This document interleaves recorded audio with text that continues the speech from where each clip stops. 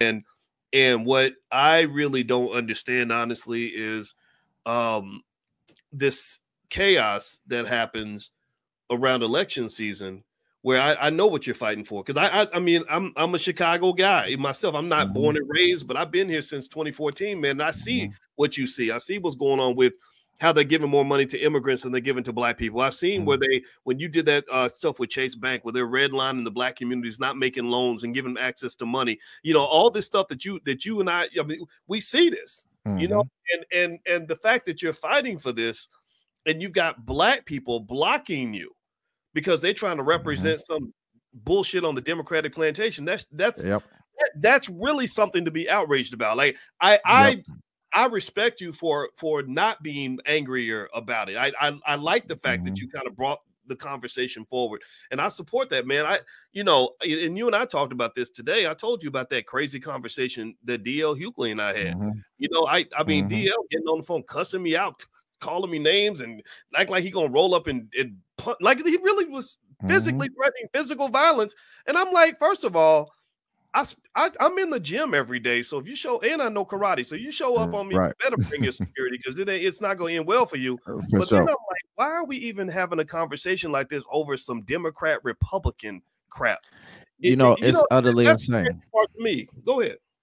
It's utterly insane that we can't have independent voices that speak for themselves without people being emotional about their party. I mean, that makes no sense. We black folks have been living projects. People talking about Project 2025. We've been living Project 1619 to 2024 because we have never moved to a decent level in America.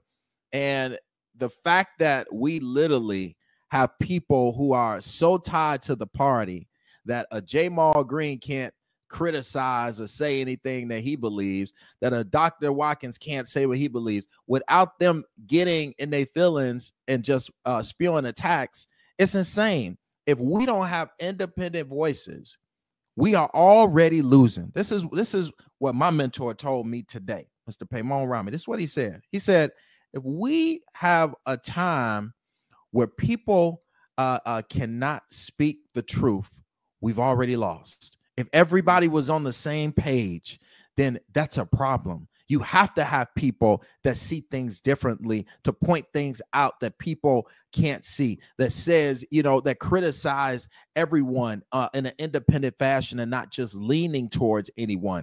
If you cannot have these type of voices, then, we've already lost. So we gotta do better with allowing these DL Hughley and Ricky Smiley and all these fools who get mad at folks for being critical because we want to see more, because we know that we deserve more. That's not a problem for voices to demand more for their people. We should be doing that.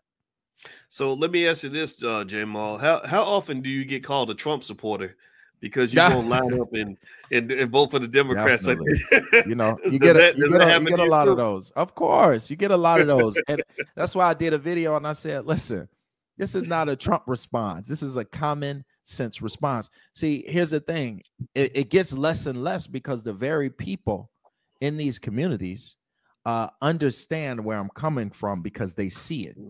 They walk out their door and they see how much migrants are getting, and they can't even pay their rent.